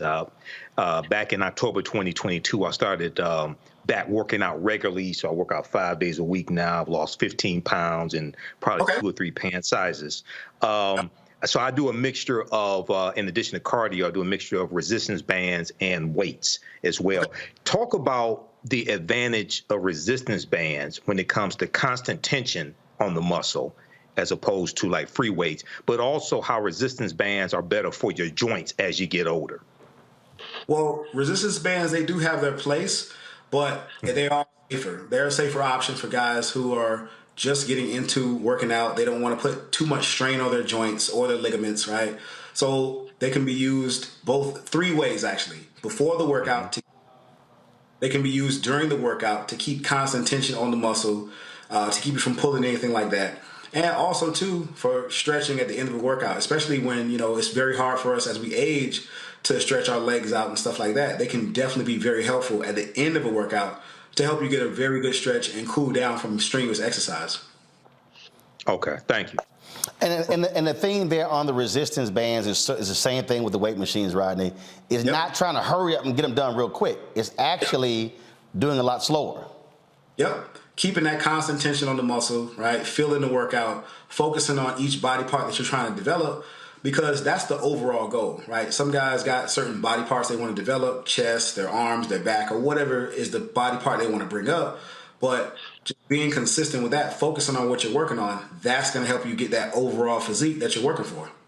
All right, pull this information up if folks actually want to reach Rodney, folks. This is how you can do so. His Instagram and Twitter is RLENFIT. Website is RodneyLennonFitness.com. Of course, email is there as well. I'm actually this real quick. I saw this this story in the Wall Street Journal where they were suggesting that kids who are obese should be put on drugs. Something tells me you would disagree with that. You say kids that are obese, Roland? Yeah. No, kids that are obese, man. This is why I coach fathers, right? Yes, I have coached ladies in the past, right? But again, I start with the head of the household. Because once we change our habits as men in the household, I hope you're in your household. If you have kids, you need to be in the household, right? But again, by us changing our habits, it's a trickle effect. We don't have to force anything on our children. We just got to set the example for our kids. Like my boy, he eats I'm sorry, I don't want to curse on here, but my son almost eats everything I eat, right?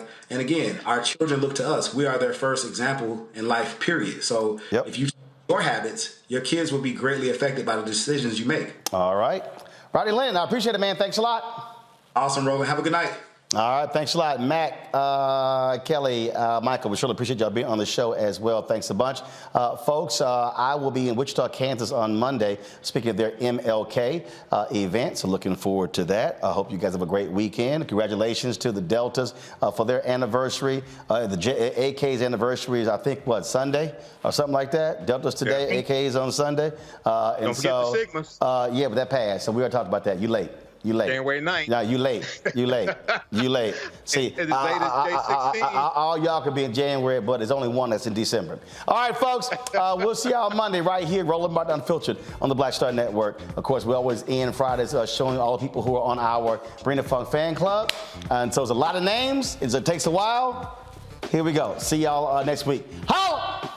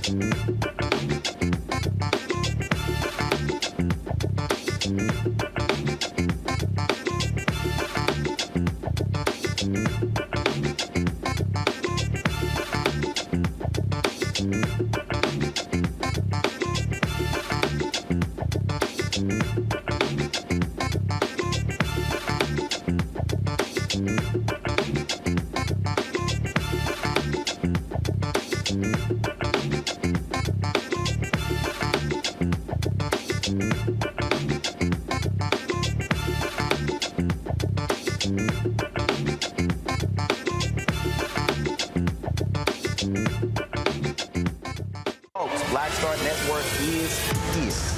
Hold no punches. I'm real revolutionary right now. Support this man, Black Media. He makes sure that our stories are told. Thank you for being the voice of Black America, Roland. Stay black. I love y'all. All momentum we have now, we have to keep this going. The video looks phenomenal. See, there's a difference between Black Star Network and Black-owned media and something like CNN. You can't be Black-owned media and be scared. It's time to be smart. Bring your eyeballs home. You dig? Pull up a chair. Take your seat. The Black Tape. With me, Dr. Greg Carr, here on the Black Star Network. Every week, we'll take a deeper dive into the world we're living in. Join the conversation only on the Black Star Network. Hi, I'm Dr. Jackie Hood Martin, and I have a question for you. Ever feel as if your life is teetering and the weight and pressure of the world is consistently on your shoulders? Well, let me tell you, living a balanced life isn't easy. Join me each Tuesday on Black Star Network for A Balanced Life with Dr. Jackie. We're all impacted by the culture, whether we know it or not. From politics to music and entertainment, it's a huge part of our lives, and we're going to talk about it every day right here on The Culture with me, Faraji Muhammad, only on the Black Star Network. I'm Deborah Owens, America's Wealth Coach, and my new show, Get Wealthy, focuses on the things that your financial advisor and bank isn't telling you, but you absolutely need to know. So watch Get Wealthy on the Black Star Network.